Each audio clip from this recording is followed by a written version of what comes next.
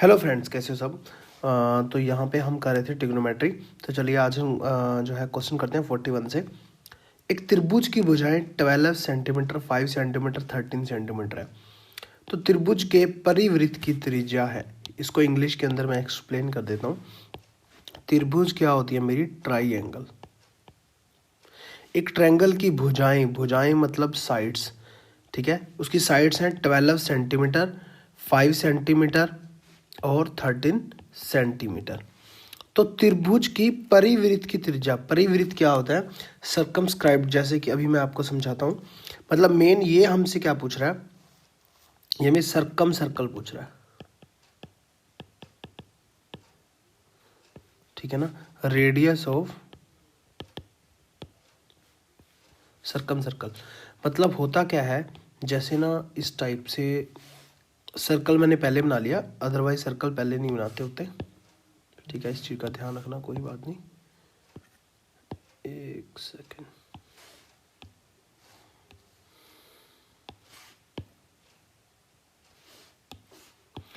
जैसे कि ये एक वो है, ये एक त्रिभुज है। त्रिभुज का मतलब ट्रायंगल है, ठीक है। ये सर्कल जो जा रहा है, तो ये तीनों, इसके तीनों वर्टिसेस को टच कर रहा है। कोई भी पॉलीगन है, उसके सभी वर्टिसेस को टच करते हुए एक सर्कल अगर बनता है तो उसे हम सर्कमस्क्राइब्ड बोलते हैं, ठीक है, परिवृत्त बोलते हैं। तो इस टाइप से। बट ऐसा नहीं है कि सभी पॉलीगन ही, कोई भी ऐसी पॉलीगन है, रेगुलर पॉलीगन की मैं बात नहीं कर रहा, कोई भी पॉलीगन हो मान लो, जरूरी नहीं है कि उसका हर वर्टिसेस को टच करके एक सर्कल बनेगा, ये भी कोई जरूरी नहीं है, ठीक है ना। और इस सर्कल का जो सेंटर होगा उसको हम बोलते हैं सर्कम सेंटर, ठीक है। समझ में आ गया होगा। चलिए, ये वैसे हमने अब देखिए हमारे पास दिया क्या हुआ है। एक 12 सेंटीमीटर है। देखिए साइड्स की अगर मैं बात करूं, S1 की 12 है, S2 साइड्स है 13, 5 सॉरी S3 है 5। तो यहाँ पे आपको पता चल रहा होगा 12, 13 और 5 का एक रेशो बन रहा है, वो राइट एंगल ट्रायंगल बन रहा है, ठीक है ना। तो इसके अंदर 13 तो क्या होगी, इसकी हाइपोटेन्यूज होगी, मतलब कर्ण होगा। लंब और आधार कोई भी ले सकते हो। इसको मैं 5 ले रहा हूँ, इसको मैं 12 ले रहा हूँ, ठीक है। अब तो आपको पता चल गया होगा 12 का स्क्वायर 144, 5 का स्क्वायर 25, दोनों को जोड़ेंगे 169 बनेगा, और 13 का स्क्वायर 169 बन रहा है। पाइथागोरस लग गया।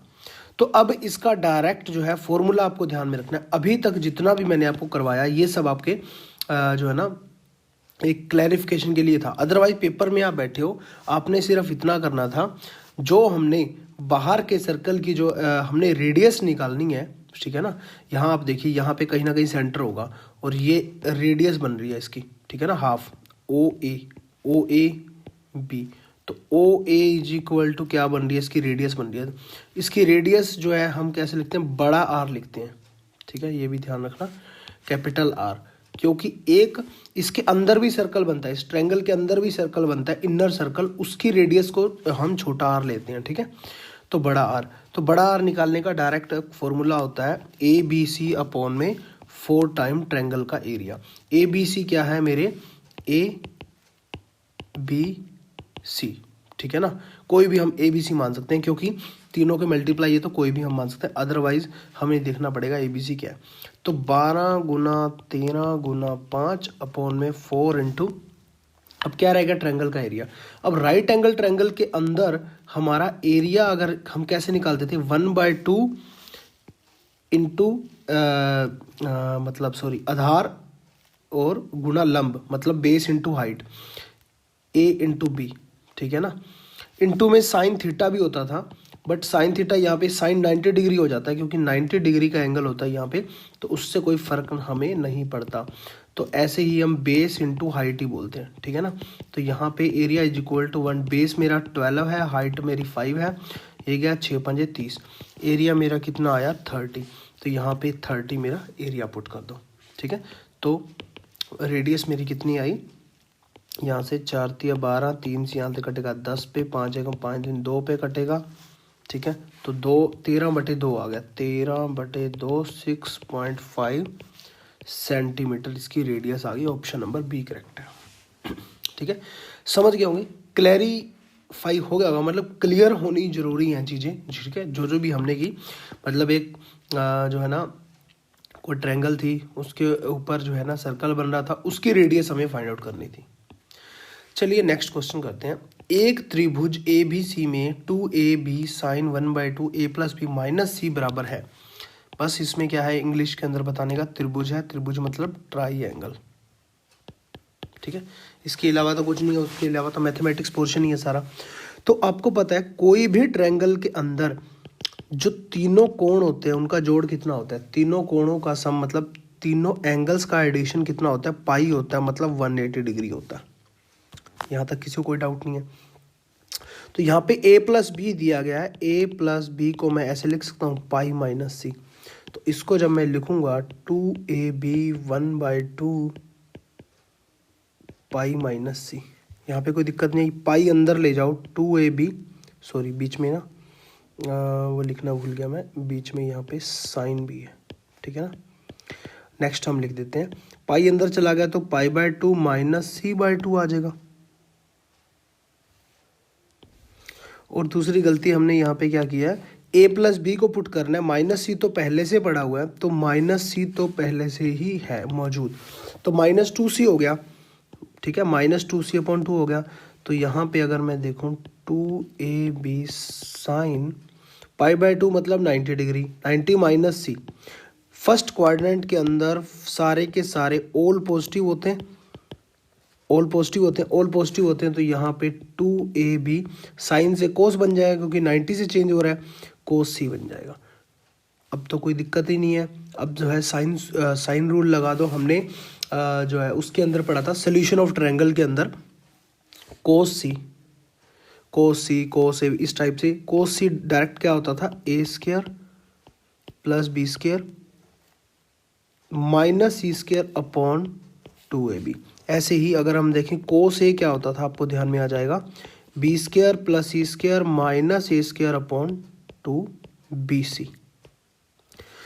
होता क्या है कि जो a होता है ना यहाँ पे एंगल, तो साइड्स में -a² आता है और ऊपर b² c², नीचे 2bc। ऐसे ही यहाँ देखिए c है तो -c², बाकी a² b² 2ab, इस टाइप से। तो डायरेक्ट यहाँ पे इसको मैं क्या लिख सकता हूँ, 2ab cos c, ये वाला सारा हम लिख सकते हैं, a² + b² - c² / 2ab, ठीक है। तो यहाँ पे 2ab से 2ab कैंसिल हो गया, तो मेरा आंसर क्या आ गया, a² + b² - c²। Okay, option number C correct है। नेक्स्ट क्वेश्चन देखिए, the number of values of x in the interval 0 से 3π के बीच में सेटिस्फाइंग द इक्वेशन इतना इतना इतना, ठीक है। तो यहाँ पे नंबर ऑफ वैल्यूज, कितनी नंबर ऑफ वैल्यूज आएंगी x की, मतलब कितने नंबर ऑफ सॉल्यूशंस आएंगे x के, जब 0 से 3π के बीच में इंटरवल में ये इक्वेशन हमें दी गई है। तो ये इक्वेशन कैसे दी गई है, अगर मैं इस इक्वेशन को साइन x को मैं t मान लूँ, तो यहाँ पे मेरी इक्वेशन क्या बनने वाली है, क्वाड्रेटिक बन गई 2t² + 5t - 3 = 2।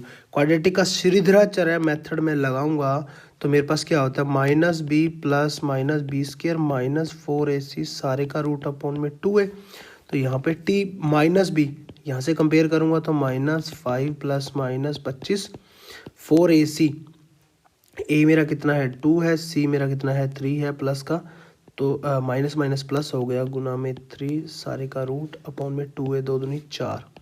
तो यहाँ पे आ गया -5 + -25 और 4 दूनी 8, 8 और 8 थे 24, 25 और 24 कितने हो गए 49 हो गए, तो 7 आ गया, में आ गया 4, ठीक है।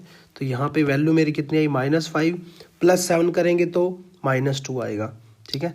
-2 आएगा तो -1/2 एक तो वैल्यू आई, एक 7 - 5 करेंगे तो एक 1/2, ठीक है। तो t मेरा क्या है sin x, तो sin x एक वैल्यू आई मेरी -1/2 और एक वैल्यू मेरी sin x की कितनी आ गई 1/2। यहाँ पे भी हमारी एक गलती हो गई, सॉरी गलतियाँ हो रही हैं, सुबह सुबह लेक्चर बना रहा हूँ 5 बजे, तो गलतियाँ हो जाती हैं, कोई बात नहीं। -7 और -5 आएगा, -12 आएगा तो -3 बनेगा ना मेरा, तो यहाँ पे मेरी सबसे बड़ी एक मिस्टेक हुई है, तो ये मिस्टेक जो है माफ़ नहीं की जाएगी। तो बाकी 1/2, तो -3 साइन एक्स की वैल्यू -3 तो कभी नहीं हो सकती, क्योंकि साइन थीटा जो है हमारा किस किस के बीच में होता है, -1 से 1 के बीच में होता है, तो ये तो वैल्यू नेगलेक्ट हो जाए, सिर्फ sine x is equal to 1/2 आ जाएगा।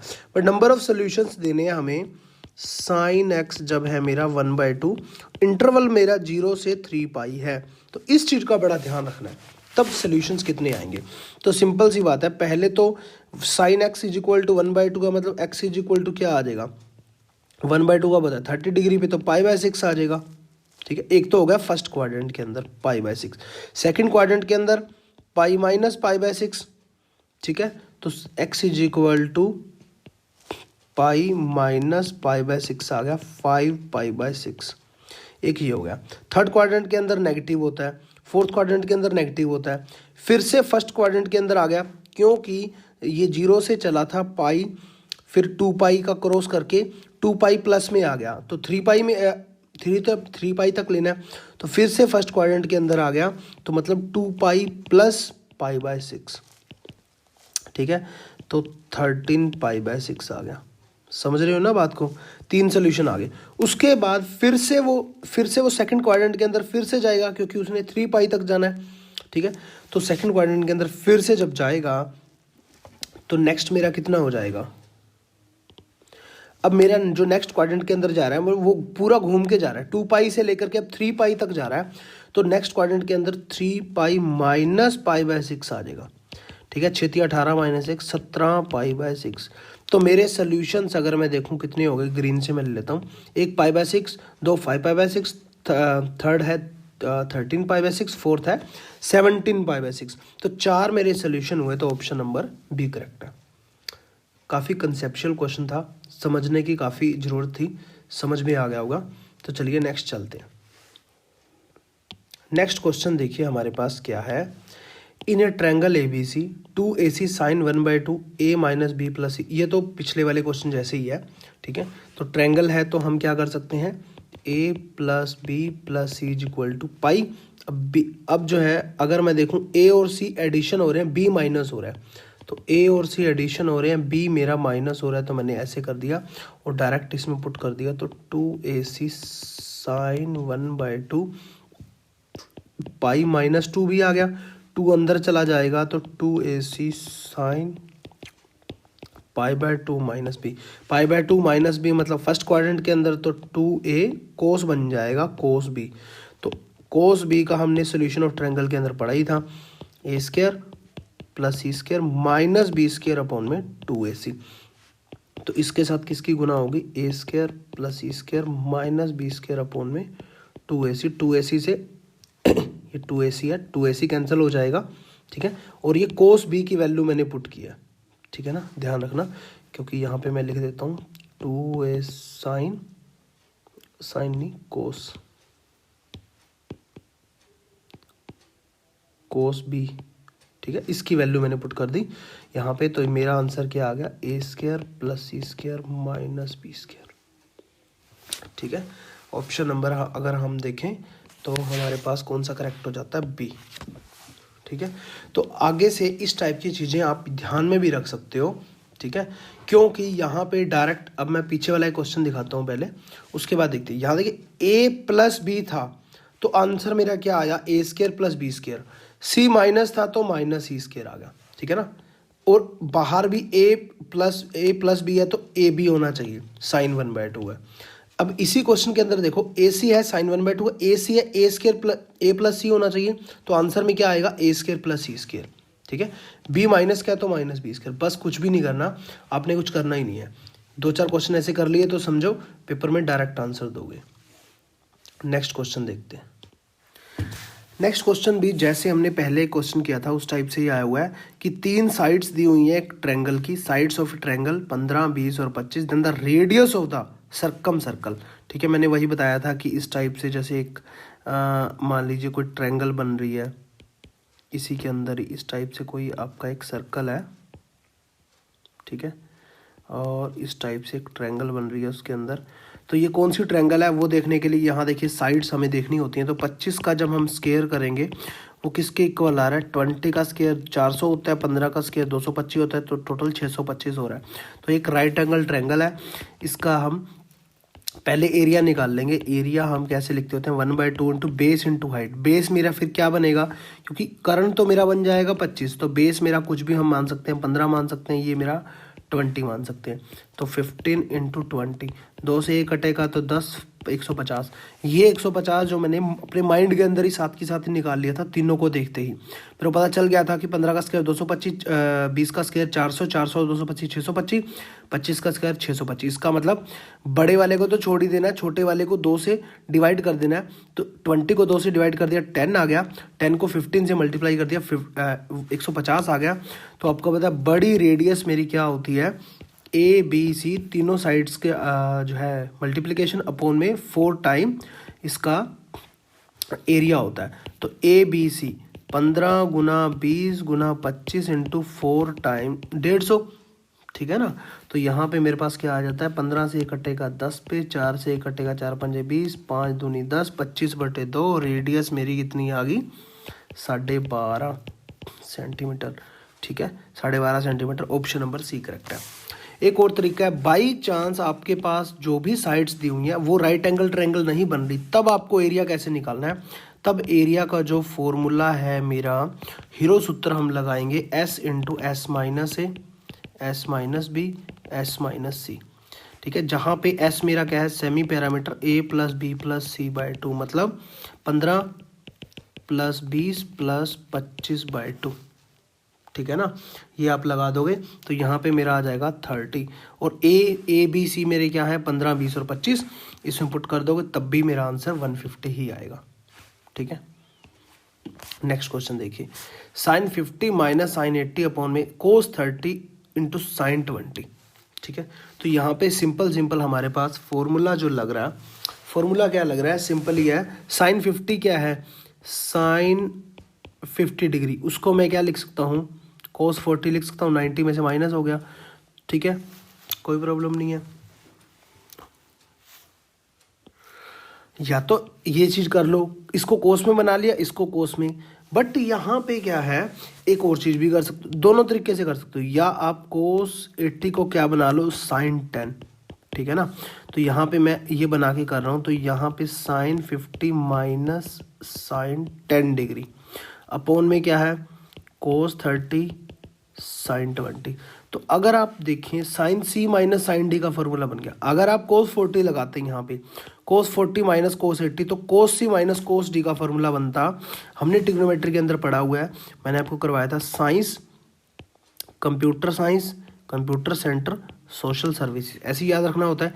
ये साइन सी प्लस डी का फॉर्मूला होता है, ये साइन सी माइनस डी का होता है, ये कोस सी प्लस डी का होता है, ये कोस सी माइनस डी का होता है।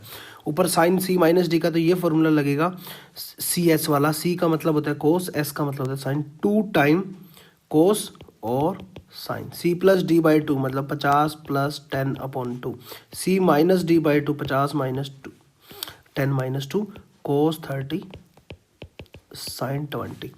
तो यहाँ पे सिंपल यहाँ पे मेरा क्या आ जाएगा, ऊपर 2 टाइम कोस 30 और साइन 20, और नीचे क्या पड़ा हुआ है, कोस 30 साइन 20, सारा कट के आंसर मेरा क्या आ जाएगा 2, option number first correct,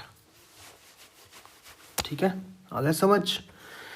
next question की ओर बढ़ते हैं। If sine theta plus sine 5 theta is equal to sine 3 theta then theta will be equal to. अब इसके अंदर भी कुछ भी नहीं है, ठीक है ना। हम जितने भी क्वेश्चन आए हुए हैं आज तक के सारे क्वेश्चन कर रहे हैं ताकि आपको एक क्लैरिफिकेशन मिल सके कि आज तक कौन कौन से एग्जाम में कौन कौन से क्वेश्चन आए हुए हैं, ठीक है ना। तो यहाँ पे sine C minus sine D का फॉर्मूला लग रहा है, वही science computer centre social services, ठीक है ना। तो यहाँ पे sine C plus sine D का फॉर्मूला लगाएंगे तो एस सी लगेगा, मतलब 2 साइन और cos, C plus D theta plus 5 theta 6 theta upon में 2 6 थीटा अपॉन में 2, और यहाँ पे 5 माइनस 1 4 थीटा अपॉन में 2, ठीक है ना, इज इक्वल टू यहाँ पे क्या आ गया साइन 3 थीटा, ठीक है। तो यहाँ पे 2 sin 3 theta cos 2 theta minus sin 3 theta is equal to 0। तो sin 3 थीटा मेरा कॉमन आ गया, 2 time cos 2 theta minus 1 is equal to 0। अब sin 3 थीटा जब 0 होएगा तो थीटा इज इक्वल टू 0 हो जाएगा, एक तो ये आ गया। और इसको 0 जब रखेंगे तो 2 cos theta is equal to 1 आ जाएगा। तो 2 थीटा अगर मैं बात करूं, चलो cos 2 theta is equal to क्या आ जाएगा 1/2। 2 थीटा मेरा क्या आ जाएगा cos थीटा जब 1/2 होता है तो वो कब होता है 60 डिग्री पे। तो थीटा इज इक्वल टू यहाँ से कितना आ जाएगा 30 डिग्री। एक तो 0 डिग्री आया, एक 30 डिग्री आया। तो 0 डिग्री तो ऑप्शन में नहीं है, 30 degree option number C correct हो गया। नेक्स्ट क्वेश्चन देखिए, cos 2π/7 plus cos 4π/7 plus cos 6π/7। इस क्वेश्चन को करने के लिए आपको ना मैंने ट्रिग्नोमेट्री के अंदर एक फॉर्मूला करवाया था, वो फॉर्मूला याद होना बहुत जरूरी है। cos alpha plus cos alpha plus beta plus cos alpha plus 2 beta up to so on n term तक आ जाएगा, cos अल्फा प्लस एन। ठीक है, तो यहाँ पे इसका जो फॉर्मूला डायरेक्ट हमने किया था sin n β/2 cos 2 alpha plus n minus β/2 upon में हमने किया था sin β/2। ये यहाँ पे cos के नीचे नहीं है, ठीक है ना, ये चीज़ का ध्यान रखना।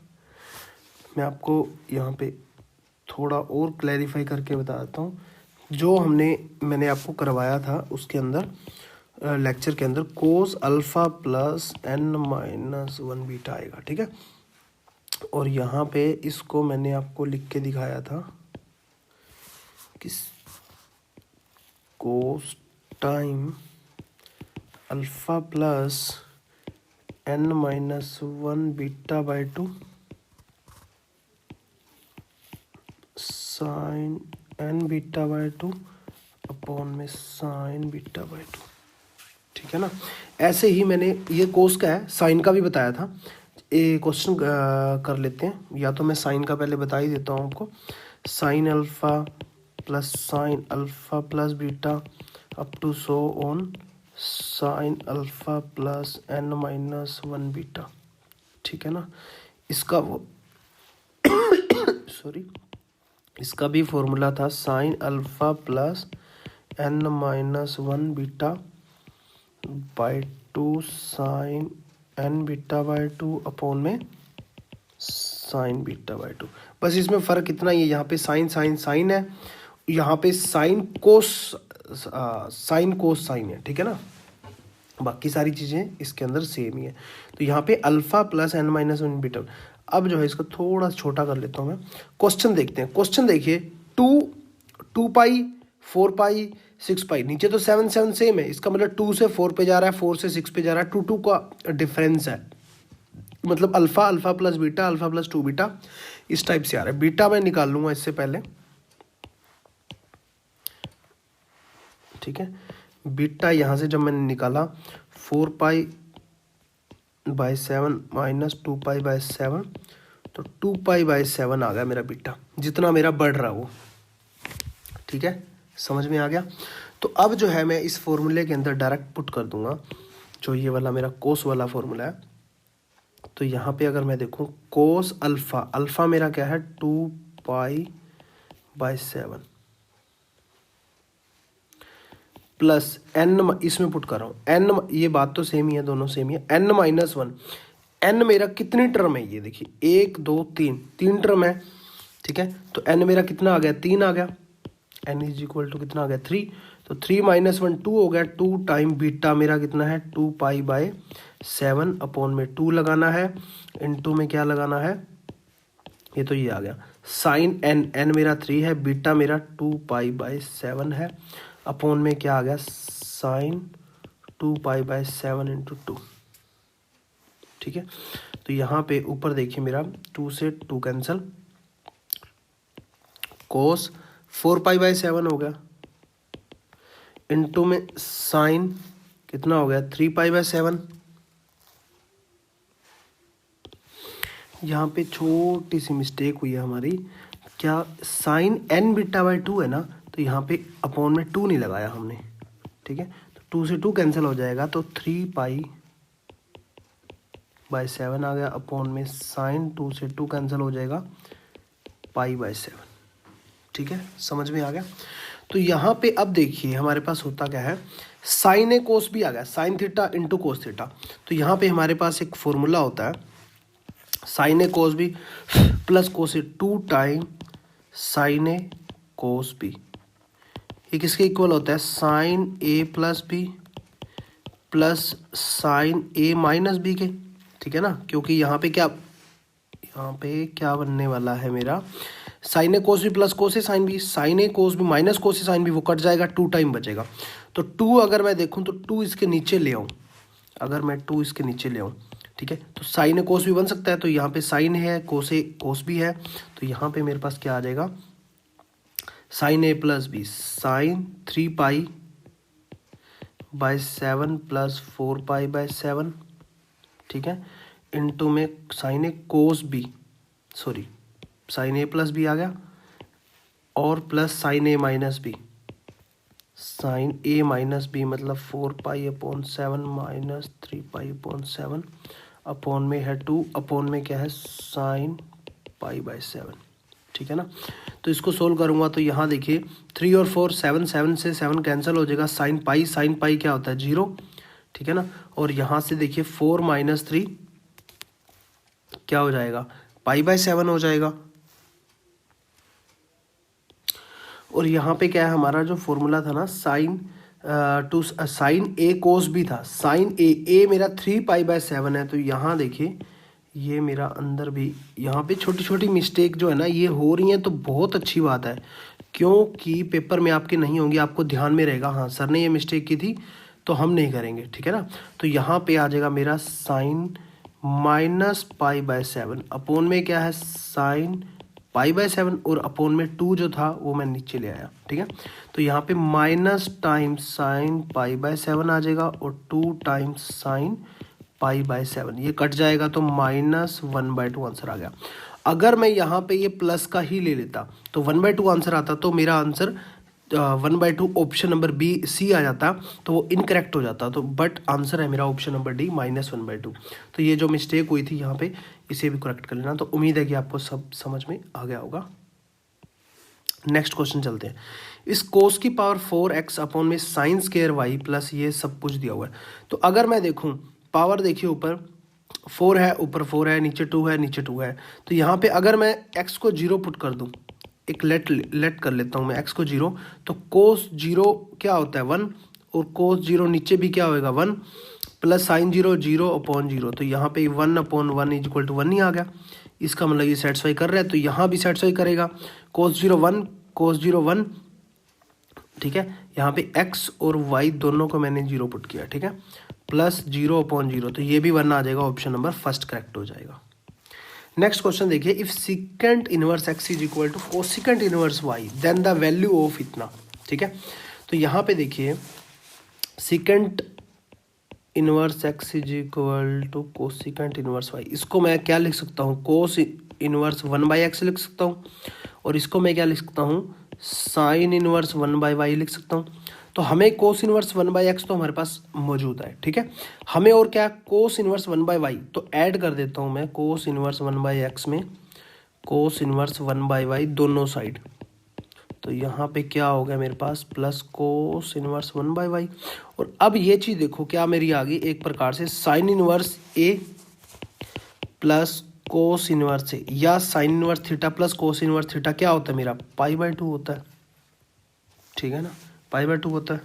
ये तो यूनिवर्सल ट्रूथ है ठीक है। तो इसकी वैल्यू डायरेक्ट मेरी क्या होगी, cos inverse 1/x plus cos inverse 1/y is equal to π/2। अगर मैं ऑप्शन देखूं तो ऑप्शन नंबर डी करेक्ट, ठीक है। तो चलिए इसी के साथ ही हम जो है ना जो भी नेक्स्ट क्वेश्चन होंगे हम नेक्स्ट लेक्चर के अंदर करेंगे। थैंक यू सो मच, जय हिंद जय भारत। अगर आपने अभी तक एप्लीकेशन डाउनलोड नहीं की तो कर लीजिए। अगर ये वीडियो पब्लिकली मैंने की यूट्यूब के ऊपर, तो आपको ये एप्लीकेशन डाउनलोड करनी है। डिस्क्रिप्शन के अंदर लिंक मिल जाएंगे, आईफोन के लिए, आईपैड के लिए, लैपटॉप के लिए, एंड्रॉयड के लिए, सभी के लिए। अगर आप तैयारी कर रहे हैं DSSB, KVS, NVS, HTET, master cadre, GIC, UP, screening, जो भी, तो वहाँ पे कंप्लीट कोर्स आपको मिशन डेटा प्लस एप्लीकेशन मिल जाएंगे। ठीक है, chapter wise video lecture, chapter wise PDF file, chapter wise test series, full length test series, previous paper solution, सब कुछ। तो चलिए, जय हिंद, जय